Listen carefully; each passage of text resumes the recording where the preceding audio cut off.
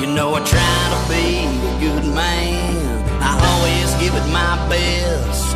But truth be told, someday I wanna go to the wild, wild west.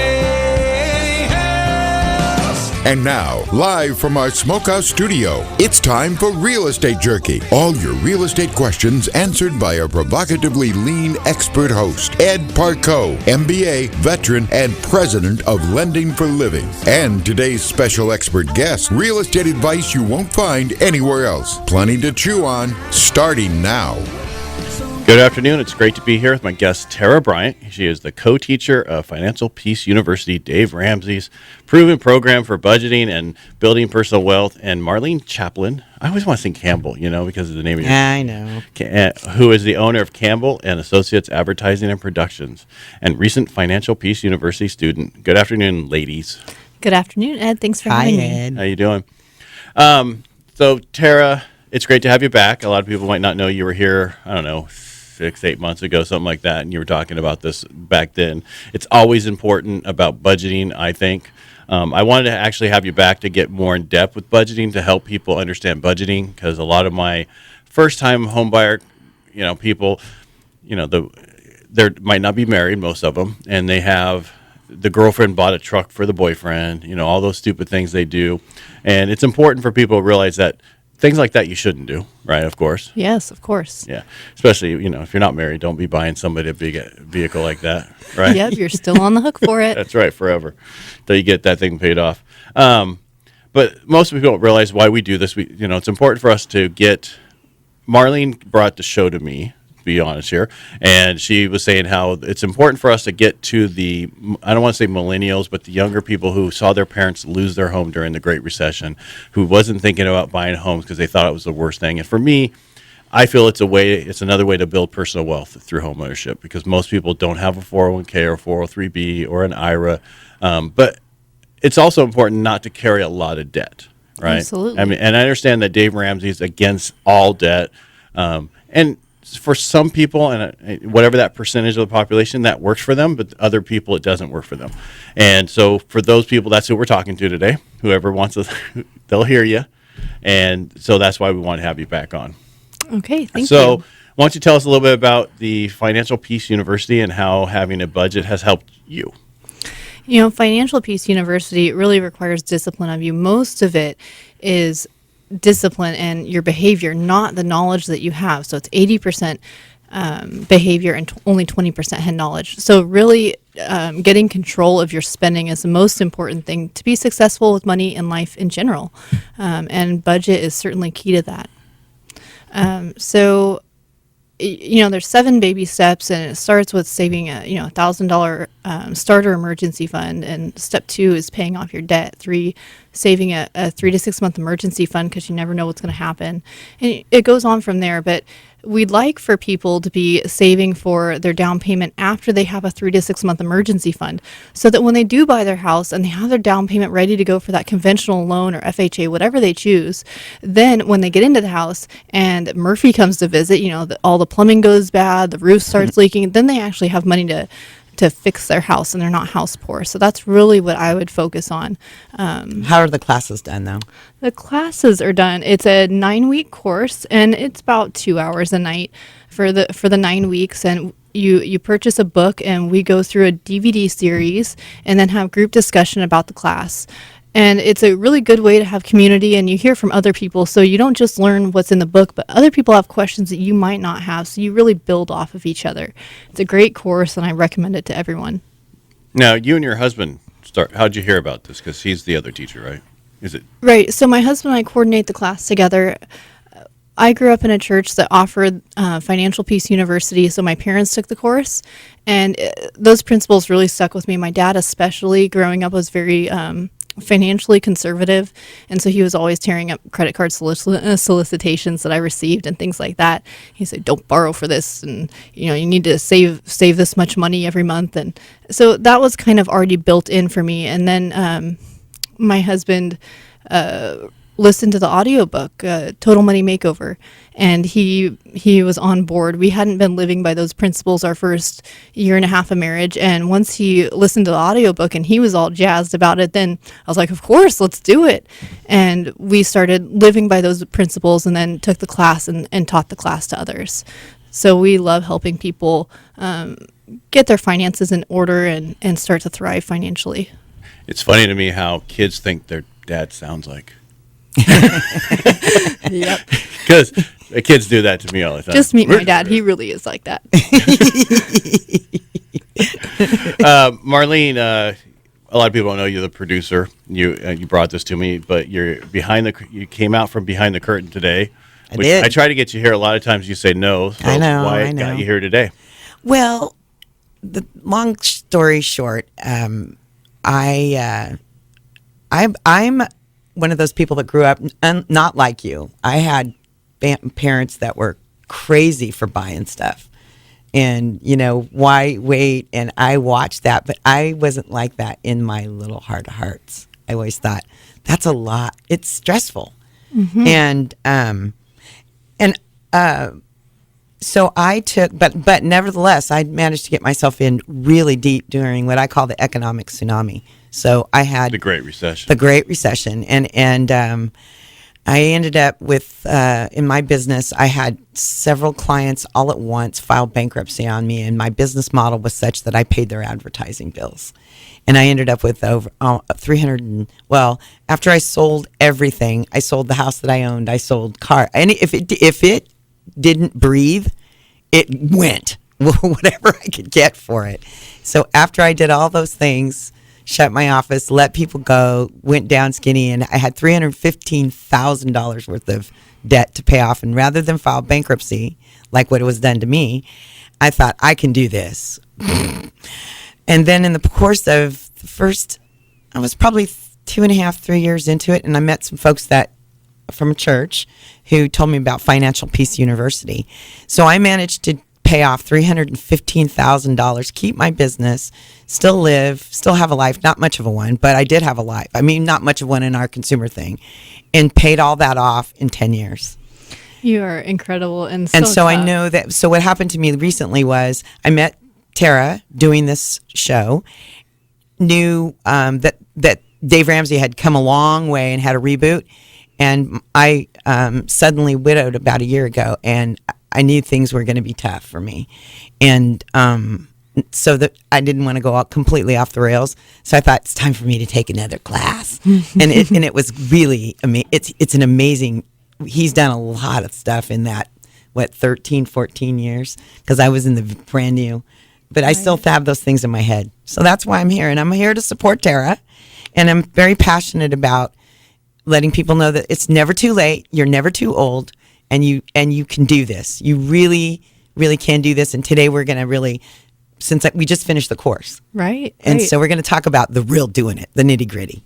You guys, Marlene is such an awesome testimony to sticking through with your commitments. And she ended up in a bad spot, but she stuck it out and didn't file bankruptcy. And I'm just so proud of her. I have really enjoyed having Marlene in the class.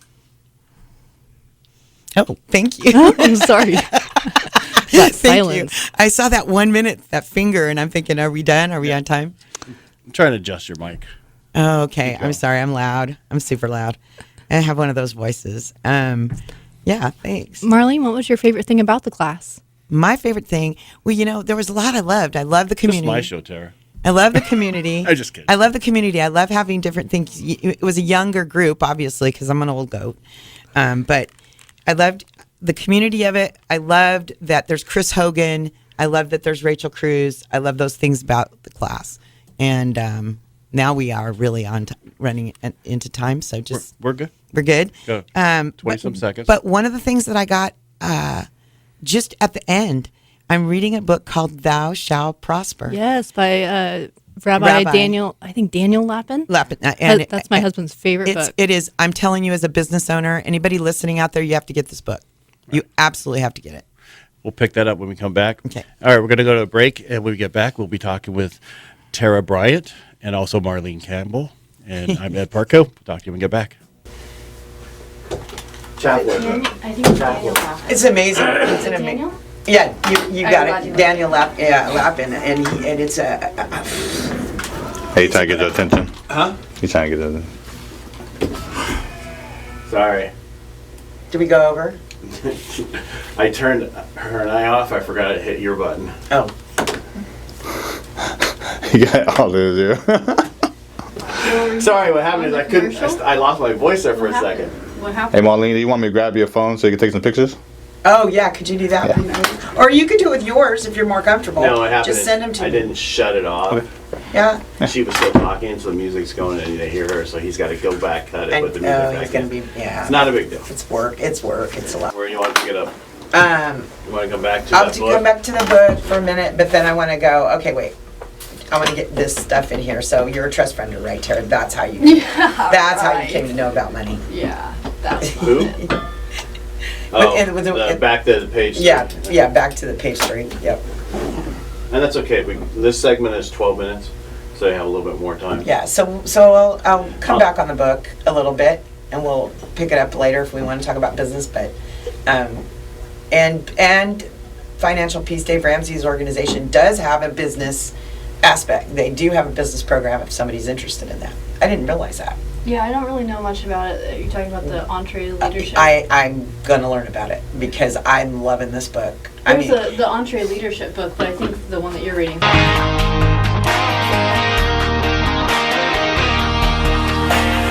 Real Estate Jerky is back on Power Talk 1360. Chew on that. That's right, we're back. And if you're just tuning in, I'm Ed Parcaut, mortgage advisor with Lending for Living, and your host. I'm here with my guest, Tarah Bryant, co-teacher of Financial Peace University, Dave Ramsey's proven program for budgeting and building personal wealth, and with Marlene Champlin, owner of Campbell Associates, Advertising and Productions, and a recent Financial Peace University student. That's a lot to say in a sentence. Can you add more to that next time, Marlene? Yeah, that's right. All right, before the break, you're talking about this book.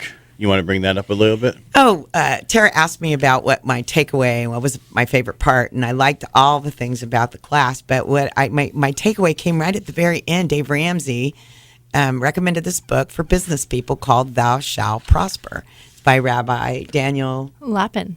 And it's an amazing. It's truly, there's all these millions of business books out there. Everybody's got a new one. There's a new one every week.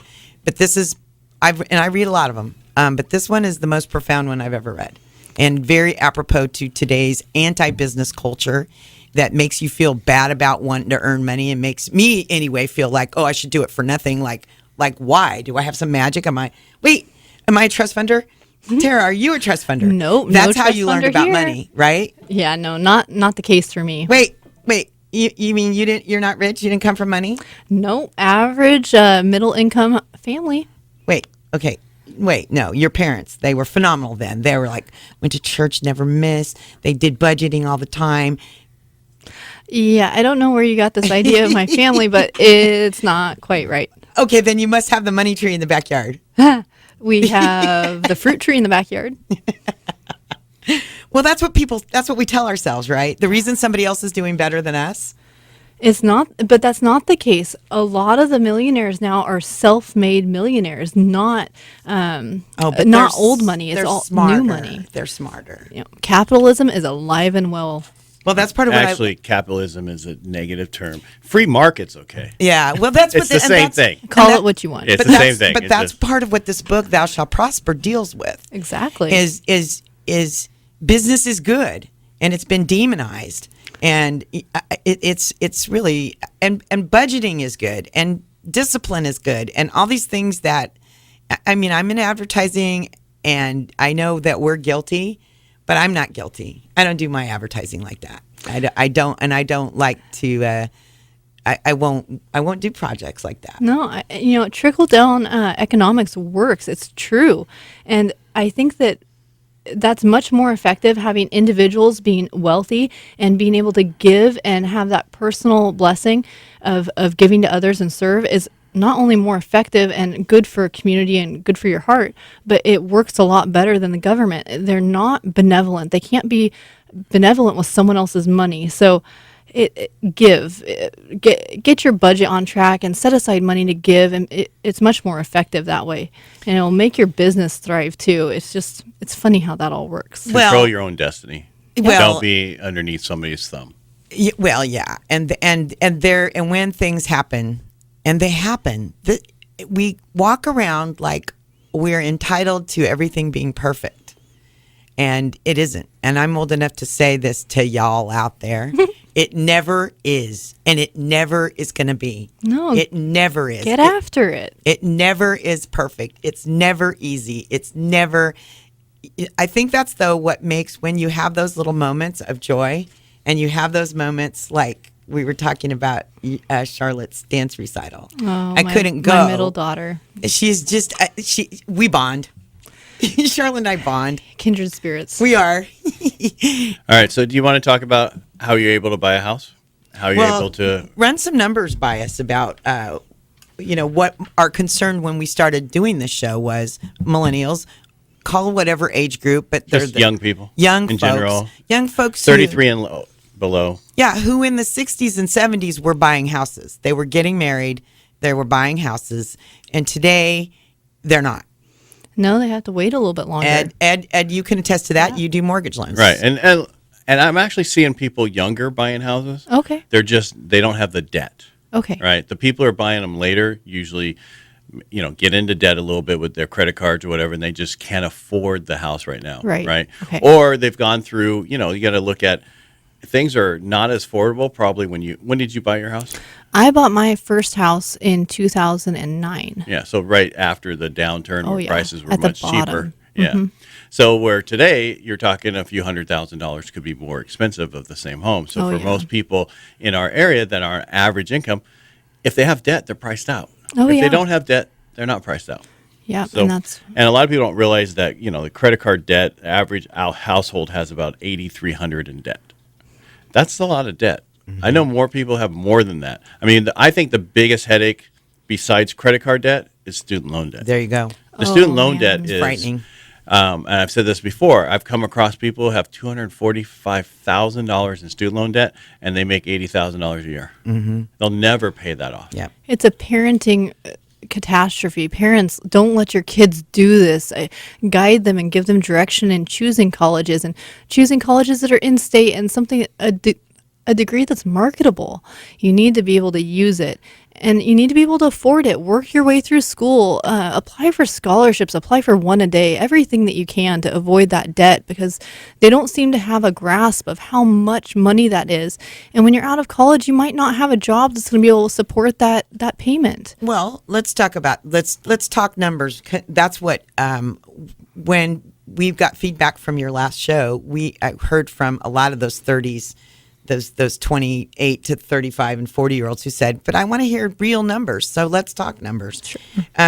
Ed, the national average for student loan debt is $34,770. So let's just say you're looking at your millennial person who comes in and they make what? $75,000 household, $100,000 household income. Okay. And they want to look at a house that's, and by the way, we're not priced out. I looked at I looked up some housing today for today's show, and there's a lot of stuff out there for in the 300,000 and 330 and 33 here in Modesto even, which is the highest of our area right now. The issue you run into right now in that price point is it's a seller's market. Right. You have multiple offers, you have multiple counters. So if you're coming in with FHA, it's going to be real hard. So you want to come in conventional. And if you're going to come with conventional with 3% down or 5% down or 10% down, you want to have a high FICO score. How do you get a higher FICO score? Pay off your debt. Don't carry a lot of debt on your credit cards. Pay it down. And I know Tarah's against all credit card debt, which I kind of understand that. And but if you're going to have some, keep it lower. Know how to use it and use it right. Right. Right. So if you're going to do it, then do it well as well as you possibly can. I mean, most people I know, they use their debit card for everything they pay for, and then maybe your utilities on a credit card. If I have to give credit card advice, put your utilities on there, and then don't run the heater and the AC crazy where you're going to be surprised and it's going to be more than you can budget for. So That's what I would say. I mean, well, if I don't you've want got to plan on people borrowing. You want to live a life in the past, live in the present, buy it and be done with it. So, but the problem, here's what happens. You've got this average $34,770 student loan. Let's say you have that. Right. And let's just say they have a car payment. So does that price them the average household income to be able to afford this $350,000 house? Does it price them out? Yeah. Depending on how much is their car payment.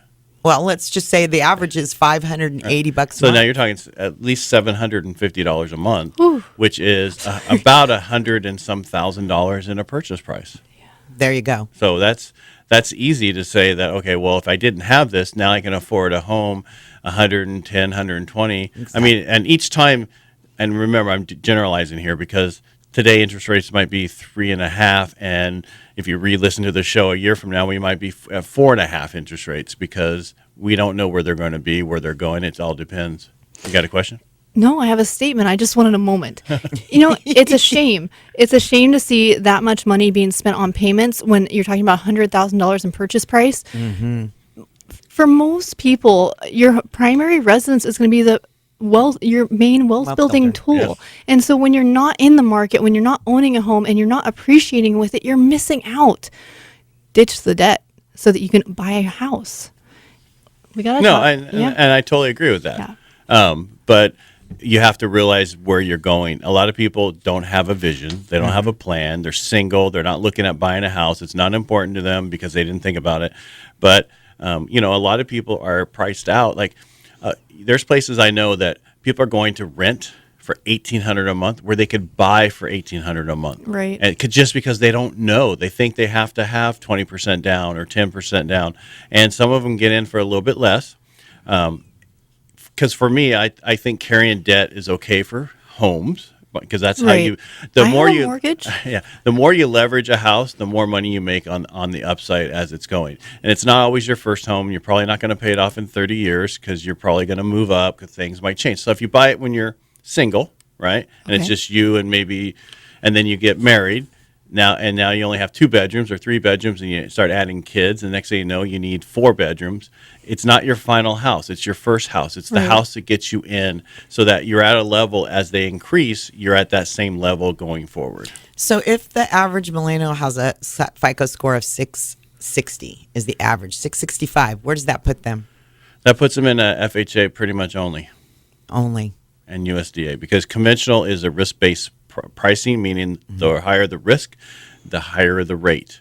So if you're under, so conventional wants you 720 or above is the best. Once you get down to 680, that's a huge hit percent-wise.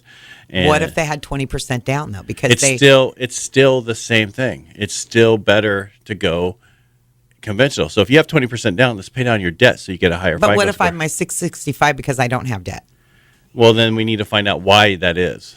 Are you following me here? There might be a way to get around that, and we have to go for a break. So can we pick this up when we get back? Yeah. All right, we're heading to a break. When we get back, we'll pick this up. If you need to have any questions or you want to get in contact with us, that's pound 250, say the key phrase Real Estate Jerky, and you'll get right to us. Talk to you when we get back. Sorry, I gave you as much as I could. No, it's good. Do you do manual underwriting? Yes. Yes. You should advertise that. We're going to. That's where we're going right now. Because if you don't have debt and you have a lower credit score, it's probably because you that's where we're haven't going. had enough. Because before we can start talking about the individual bits and pieces, we have to convince them that what I'm saying is if you do a no debt, if you're trying to be debt free, you're going to have struggle because you're going to have a crappy FICO score. You are. I don't have a FICO score. Well, but we bought our house with just my husband because he was working. I'm not working. So we're gonna talk about that. So how do you do it? But and then we can. All you need is one credit card. Put your utilities on it, as you say. You'd have a 740 FICO. Yes, within a year. About 6 a year. months. Oh, okay. Because I started doing that. I know, but she's younger. Because I want to have a FICO score. I know, but she's younger with no years. issues, no history. Yeah. Oh, my history's great. I'm just saying, but if you ever have because I he was paid it all explaining to me off. how I could get a score. Yeah. Right. And yeah, that's but it. I And didn't. you just do what you said. And I don't want to throw it on there, but I'm just saying, but if you want a FICO score so that you have more choices, my only issue about manual underwrite, it's the most expensive interest rate. Well, Why is that? Because But when nobody- you find the proof, can't you get comparable interest rates? Or is, it's going to be the same for every Everybody, manual yeah. underwrite, and because it's additional hit. Right. And the last time you're on You here, guys need to go back on right now.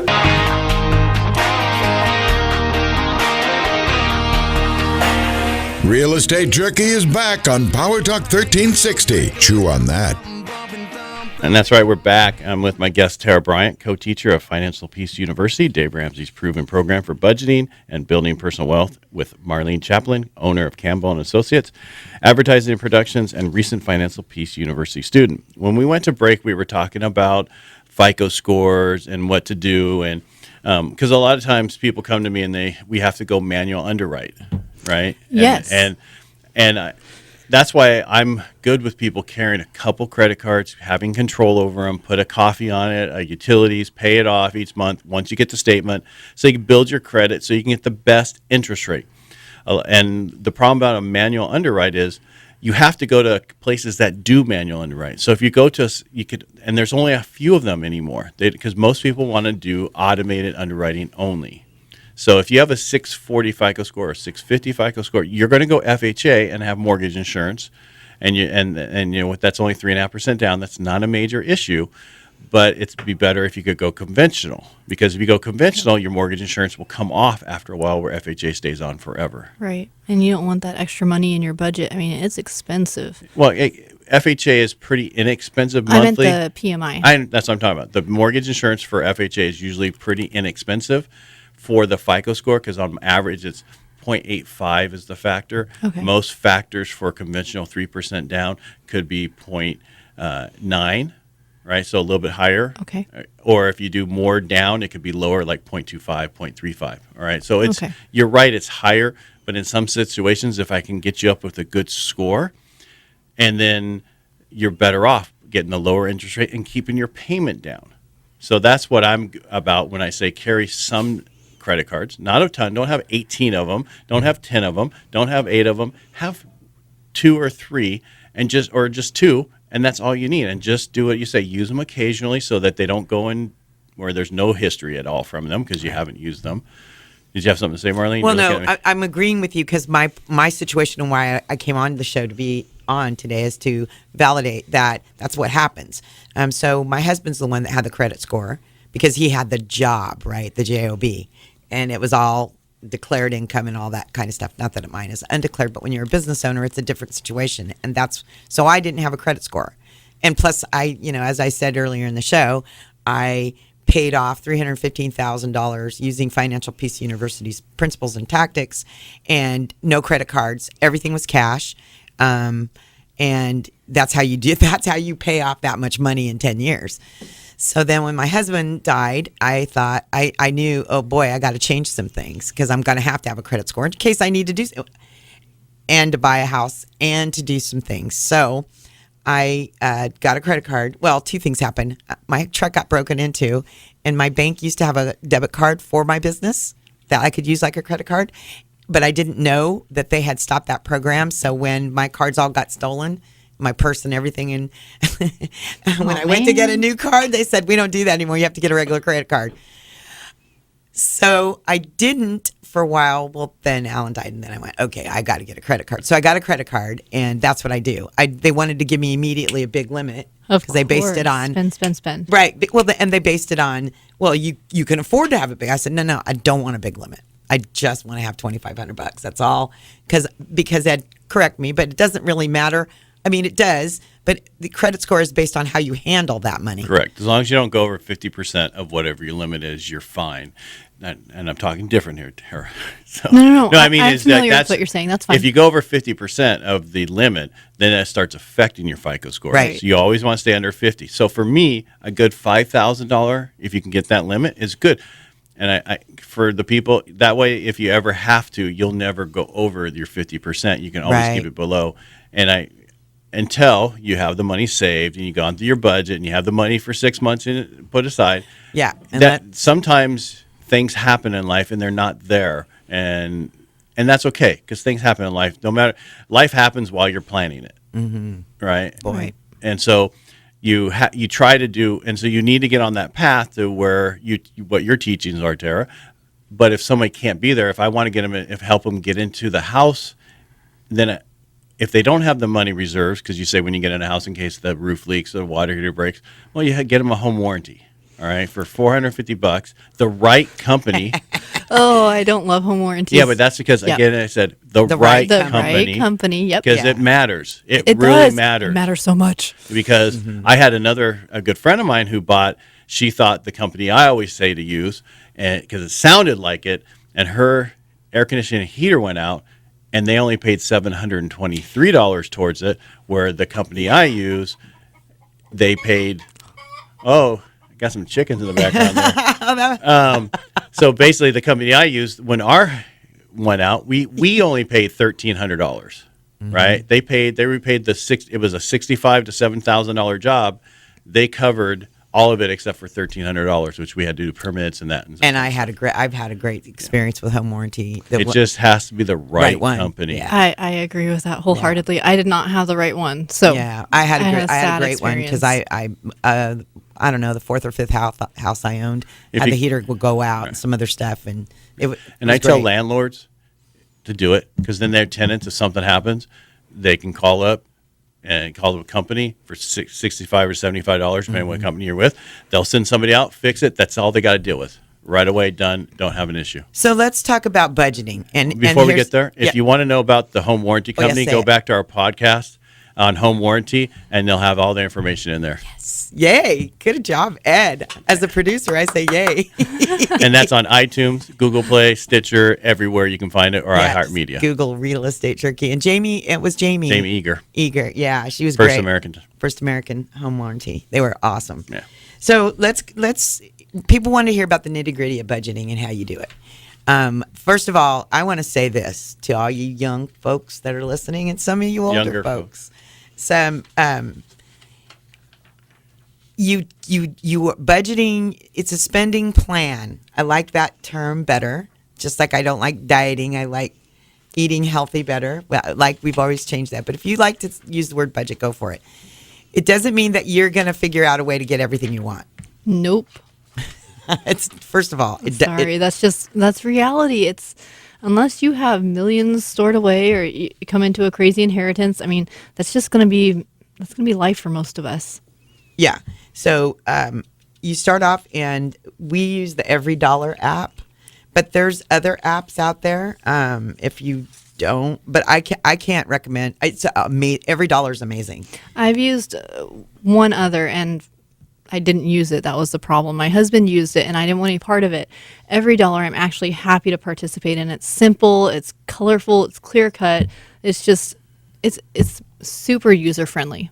I did see an app called Albert that I thought was really interesting, and it's a bill paying app. And folks, you can Google all the stuff. And what it did to force you to save was when you put your bills in it, it's a bill paying app, it rounds it up to the next dollar. So if the bill that you're paying is $144.65, it rounds it up to $145, and it takes that 35 cents and automatically sticks it over to a savings account. Yeah, the 35-cent savings probably isn't going to be the kicker on your big emergency fund. But over time, if you are not a saver, it gets you started. But I thought it was an interesting one. But Every Dollar. So she's got her little app up that we learned this. So what app's that? This is Every Dollar, and if you just Google Every Dollar budget percentages, it comes up with the colorful wheel and the breakdown of percentages for your spending plan, not your budget, because budget's not fun, right? We have giving, saving, food, utilities, housing, transportation, health, insurance, recreation, personal spending, and miscellaneous.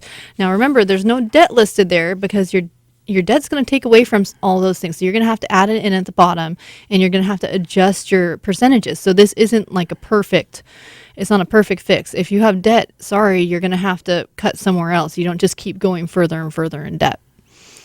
So what do you think, Marlene? What did you think of the budget percentages? Was it everything you had hoped for? Well, I'm single essentially, but then I have my grandkids and all that. But yeah, it works. It really does work. And you have the class was only 9 weeks. When I say only 9 weeks, it takes months of doing a budget and it's not a static thing. It's a moving. Right. It's a constantly moving thing.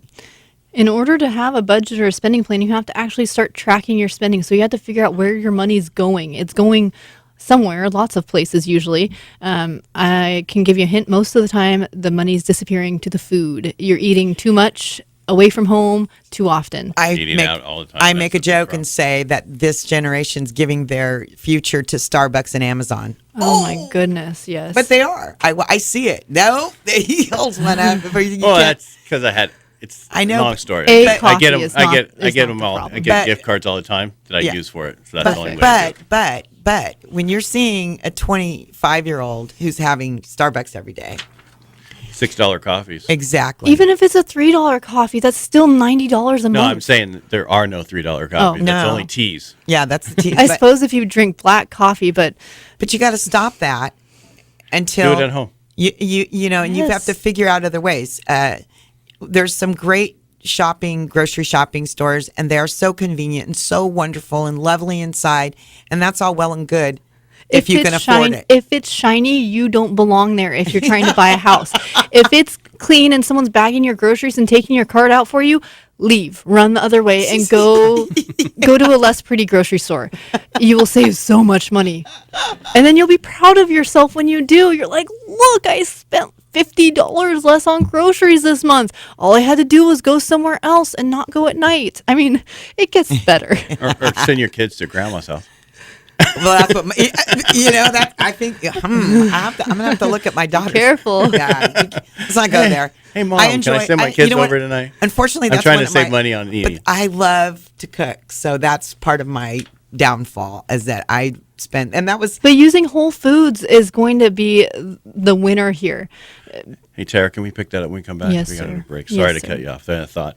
Hey, it's time for us to go to break. Advertisers, we're pretty happy to announce beginning January you can sponsor the show. I'll even voice over your ads for you.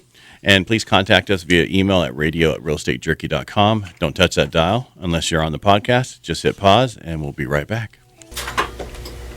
Can we talk All right, we about only hit- the food tips because that's the biggest thing? yeah. There's two things I want to do. I need to go back to when you guys were talking about you don't have a FICO score and you didn't have a FICO score. Because the biggest problem is most people buy a house with one person, and if something happens, that person's not on that house. So it's important to You have to fix. get added to the deed, right? You have to do that, but even the mortgage itself, you have to call up, get added on to the mortgage company holder, so that that person can call up, make payments, whatever. Right. So if you can stop that Oh, from the that's- beginning, okay. so you don't have that problem. Or make sure you have a will. Well, even that, That's true. I should confess, we haven't fixed that for us. you need to call up. I He know needs what- to call up and just say, add my wife on, blah blah blah, so she can make payments and call in about the thing. That's easy to do. It's a form to fill out and fax it in. Right. Add on title. It's California. You're automatically on Yeah, there. you just go to the clerk recorder. Yeah. Right, yeah, I know. Or get a trust. It's one You of don't have those. a trust yet? We have a will that's not totally complete, All right. so we're bad. Oh, We're not- okay, let's deal with that. It's So let's not go perfect. back. We're not perfect. We're living life. That's right.